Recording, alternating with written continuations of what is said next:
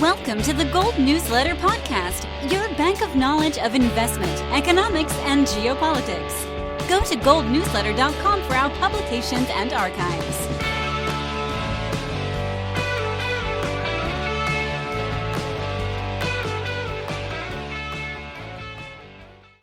This is the Gold Newsletter Podcast. Fergus Hodgson, your host, with Brian London. And we have a special guest. Everyone knows the Rich Dad, Poor Dad man, Robert Kiyosaki, author of the #1 personal finance book of all time.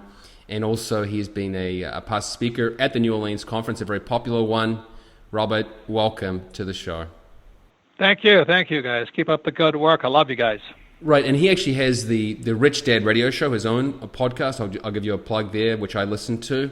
And Robert, just before we got rolling, you were mentioning how we are in an era of political correctness or hypersensitivity. And what elements of late do you see in the financial world that are just maybe too difficult to speak the truth about? Well, when you look at the subject of gold and silver, talk about the unloved, with the Rodney Dangerfield of investing. And there's a lot of reasons for that. Why are gold and silver, which I wrote in my book, fake? It's God's money. Gold and silver were put here by God. I'm not really religious. I'm not pumping religion, okay? But I'm just telling you, gold and silver have been here when the earth was formed. And this crap that we're working for now, called the U.S. dollar, the peso, the yen, the euro, I don't get it. And then they pumped, and the stock market is at all-time high, which is more fake assets, I call them. Why would anybody buy a stock when the fundamentals make no sense? So I sit there watching it, and then I get trashed for being a pessimist because I like gold and silver. I'm going, you guys nuts? So that's what I mean. I got no respect for being a gold and silver guy, but I'm also a real estate guy. I'm an oil guy. I'm an entrepreneur. I just don't like being a stupid sucker and being criticized for liking gold and silver. That's what I'm saying. Well, you've come to the right place. Right. Isn't that the truth? Robert, I find it so frustrating that, Judy Shelton was just nominated to the Federal Reserve Board by President Trump. And I don't know if you got to meet Judy at my conference a couple of years ago, but she's just wonderful. She's wonderful. Isn't she? Everybody says that. She's just one of the smartest, nicest people you'll ever want to meet. Totally unfit for the grilling she's going to get. I mean, for this kind of no holds barred world that we live in. But she's just a wonderful person, and she's just totally being trashed in the media because she doesn't even espouse a gold standard. She just says we need some kind of a standard, some kind of an anchor to currencies. And that is so, she's a heretic because of it. And people are calling her a gold bug, which is just another way of calling her crazy these days. That's what I'm saying. That's, okay, I'll unabashedly plug my book, Fake. Fake money, fake teachers, fake assets. Our whole society is fake. And then anybody who comes in and says something contrary to the academic elites or the social elites, we get trashed. I mean, what happened to free speech? Yeah. What happened to voicing our opinion on something? I mean, even in my company, I can't. I told a Rodney Dangerfield joke, and nobody laughed. They said, "You'll get sued for that." I'm going, what? I mean, it was kind of funny, but and it disparaged certain people. Okay. What has happened to our sense of humor? In fact, now I'm dying to hear the joke, but we'll talk about it after the I'm podcast, not going to repeat it because I don't get sued. I'm in enough trouble without telling Rodney Dangerfield jokes. But I'll tell you when I'm off the air.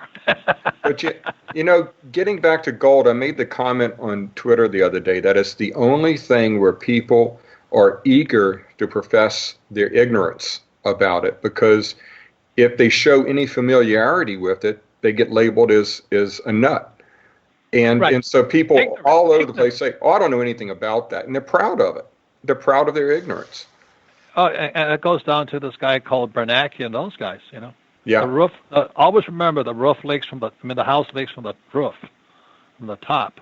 That's a good way to put it. We have so many ignorant people in the Fed who have destroyed the world economy, and everybody goes, "Oh, what does the Fed say?" Well, they've been wrong for the last 30 years, and we still look up to them. Do you see a changing view, though? You see more people willing to challenge them and say the emperor has no clothes? No, I think we have to have a massive, like something bigger than 2008 correction or maybe collapse of the dollar. I've been a gold bug since 1972. And I was flying in Vietnam, and I went looking for gold behind enemy lines, which proves Marines aren't that smart. Yeah, I didn't know anything about gold. I said, how come I'm a college graduate? I don't know anything about gold.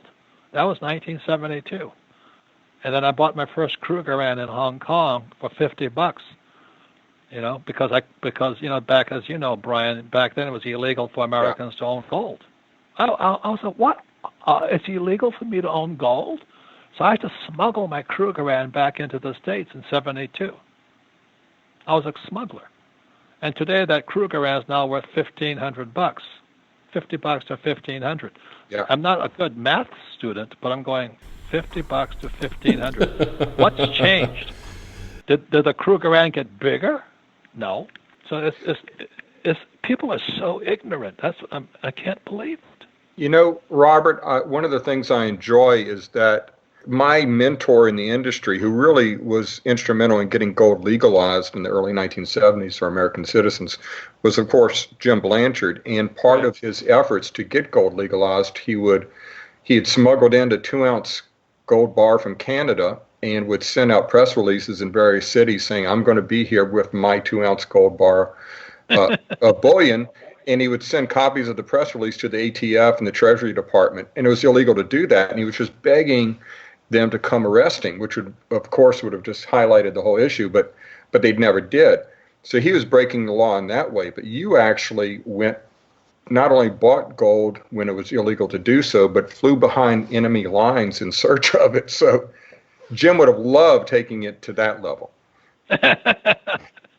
Well, read my book, Fake, because looking back upon it, like I said, it proves Marine pilots aren't the smartest guys on earth. But I learned more from that little. I went to a gold mine in Vietnam, and this little Vietnamese woman. I tried to negotiate.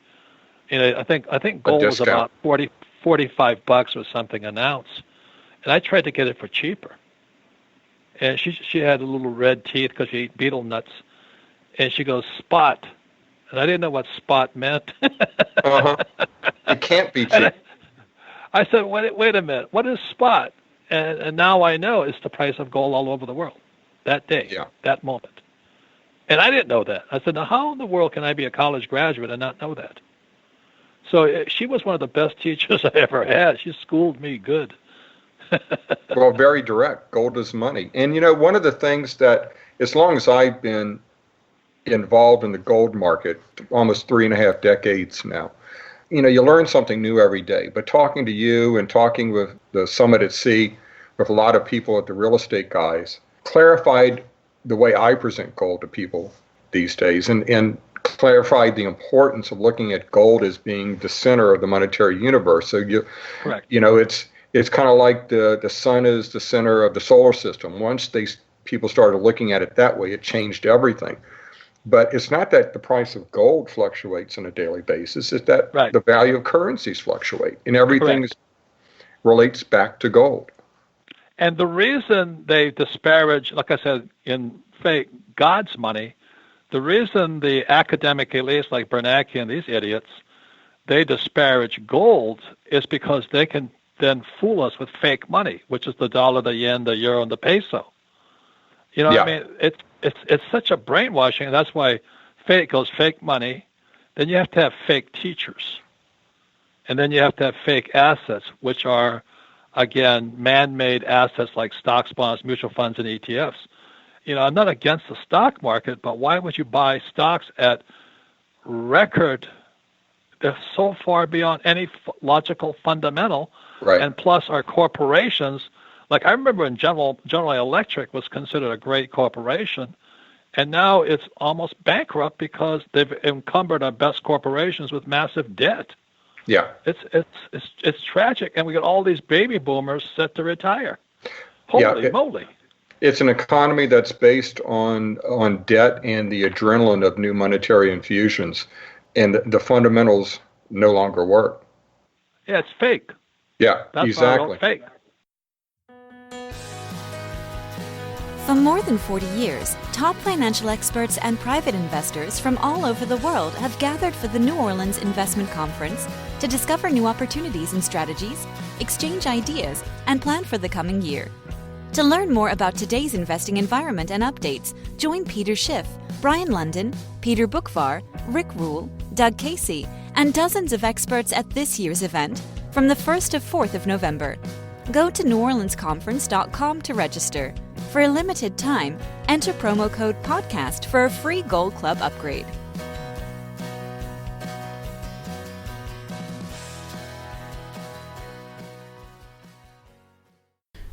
Do you see a major correction coming? I know I did hear on one of your shows you were concerned for the Trump presidency that it was not necessarily his fault, but he would face a major stock market correction downward. Well, this is what I always say to people. I mean, wake up and smell the coffee. Markets always crash. Every 10 years they crash. Mm-hmm. You know, and the only reason it hasn't crashed is because of quantitative easing, QE. Otherwise, it should have crashed, corrected, everything be fine. But when the Fed started, you know, when they bailed out LTCM, long-term capital management, back in 1999 or whatever it was, records company. Yeah. That was when they started manipulating the monetary system of the world. And now all these people drink the Kool-Aid. They get, you know, the first lesson on Rich Dad, Poor Dad is the rich don't work for money. Why don't they work for money? Because it's fake. You know, why would you work for it? I only work in my book, there's only one thing I save, two things I save, gold and silver. Mm-hmm. And I started that in 1972, and I became a multi-millionaire just saving gold and silver coins. Yeah. I don't have any ETFs. I don't trust that stuff. Anything that's human-made, I don't want it. But I want God-made money, gold and silver. And that's been my philosophy all these years. And I became a rich man saving gold and silver. I mean, I didn't have to go to Harvard to learn that one. Yeah, and you know, Jim Blanchard made his first fortune, or the finance, the foundation of his empire, as it were, by just taking the silver coins out of the change he was getting in the 1960s. And I did the same thing. Yeah, it was free money, free real money. Yeah. And what I don't think people realize is you have a similar opportunity now, and not just gold, but silver, which is only now starting to respond to this kind of well-established uptrend in gold that we've seen over the last couple of months. Silver is really taking off to the upside right now. Well, may I give you my sales pitch? I don't make any money off of selling anything. You know, I don't give investment advice, and I don't advise people to buy. I'm not making a commission. Right. But I was talking to this bunch of millennials who have their heads so far up their butt, I can't believe it. And they're bitching about how expensive real estate is. Well, I said, that's because they print money. Well, look at the stock market. Well, it's because they print money. Look at the cost of a college education. Well, it's because they print money. And they said, well, what do we do? I said, silver. Just look at silver. For $20, you can buy a silver dollar. And you look at silver, it's still below 1980 levels. Yeah. Right? In 1980, I think silver was $49 or $50 with the Hunt brothers. And today it's, what, $15 or $16? I mean, it's the biggest bargain in the world today. And given this time frame, let's say 2020 to 2030, it's the asset class to be in. You've got to be in silver right now because real estate's too high, stocks are too high, and silver is depressed. When the real estate market and the stock market crashed in 2008, I bought all the real estate I could buy. I didn't buy any silver because I was buying real estate because they dropped interest rates, they did all this stuff. So now I'm just backing up the truck on silver, and these millennials are talking to me, well, you know, that's you're not supposed to do that. Why? So because you know, only ignorant people buy gold and silver. I said, just look at the frickin' numbers, kids. Just look at the numbers. It's 70% below 1980, and everything else is in a bubble. You're gonna keep your money in ETFs and mutual funds? They can't think. And it has so much catching up to do relative to the amount of dollars, for instance, that have been printed since. Yeah, it's 70% below the $50 price it reached in 1980, but in today's dollars, if it got back to the equivalent levels, it would be over $250 an ounce. Yeah, but the whole thing here is, there's a term in investing called you buy low, you sell high. Yeah, I've heard it. But they all want to buy high and get hammered. Why would why would you be buying Apple when it's at all-time high? Plus, they always subdivide the stock, which is manipulation. You know what I mean? It just drives me nuts. Yeah. I'm talking to these millennials, and they're so well educated because they have the MBAs. But as Rickert said, they took out the study of gold and silver in the 70s, the same time they made when gold was illegal. Mm-hmm. And so we have these idiots running the Fed and our academic system. And I said, just look at the chart: $16 or $15 versus $100 versus $50. You buy low, you sell high. But they're so afraid of looking ignorant because the academic elites think that if you buy gold and silver, you're a peasant or something. Yeah, it's the PhD standard that James Grant talks about with the Federal Reserve a lot. But you scare me sometimes, Robert, because you say, well, if gold goes down to $400, I'll be happy. Well, I understand the sentiment, but I can't say that I'll be quite as happy as you'll be. Brian, I was stupid enough to start a gold mine and a silver mine. My silver mine was in Argentina, my gold mine was in China. And you know what I found out? Buying gold and silver coins is a lot cheaper than starting a gold fucking mine. Well, they can't steal it from you, can they? I know. And or it's so I'm harder. going, if it goes down to 400, I'm just going to back up the truck and buy more. Gold's going to be here another 1,000 years, sports fans. And they can't. Somebody can come in and physically steal some of your gold, obviously. But the point is, everything else out there, every other asset class, they're stealing it from you daily because they're making so much debt, so much money that every new dollar that gets created lessens the value of every other dollar directly. Look at our national debt, what, 21 trillion or 22 trillion? 22 and a half, yeah. And then you look at the pension system's about to go bust, and the stock market's an all-time high. And the only reason the stock market is so high is that state governments now are adding more money to pensions, and the pensions put their money into corporate bonds, and the bonds go into the stock market. Yeah. And so these guys are buying stocks because it's all-time high. I'm going, look at the price of silver. Look at the price of gold. Do you realize gold was, I know you know this, gold was like $250 an ounce in 2000? Yeah. It's gone up 600% in 20 years. Nobody talks about that. Oh, I talk about it a lot. Yeah. But we are voices in the wilderness. Hey, Brian, if it was $250 an ounce, what would you do? Sell? That's a good point. I would back up the truck 10 more times on that. Yeah. Yeah. I didn't get rich because I went to Harvard. I just went, well, you buy low, sell high. And so when gold was $250 an ounce and the Chinese had just taken my gold mine, I said, look, this is much cheaper than starting a gold mine. Did that experience shy you away from mining stocks, or do you still take an interest in not necessarily starting your own mine, but in owning parts of others? I don't touch anything that's paper anymore. It's just because, after 2008, when they started going to QE, and it's like David Stockman talks about, Reagan's budget directors, is all they do is they inflated the stock market. Right. They just keep buying back their shares. So we have bubbles now in the stock market, student loan debt, pharmaceuticals. The national debt is out of sight. You don't have to go to Harvard to know that if silver is 70% below 1980 levels, then it might be the next best investment. Gold has already made its run as far as I'm concerned. I am under 1,400 an ounce. That's my benchmark. I just shifted back to silver. Mm-hmm. Does that make sense to you? I'm going, okay, good. I backed up the truck at 250 an ounce. Well, from a technical level, if you look at it like I do on a daily basis, gold started moving, then the mining stocks kind of confirmed it by moving, but silver was lagging over the last couple of months when gold was moving. Then literally last week, silver has just started taking off and has continued to do so. It's going up about 1% a day. even on days when gold has dropped. So it's got a lot of catching up to do. I'm not a highly intelligent guy. I just like, if somebody says, silver used to be $50 and now it's 15, I go, gee, that sounds good. And gold has already made its run in 2000.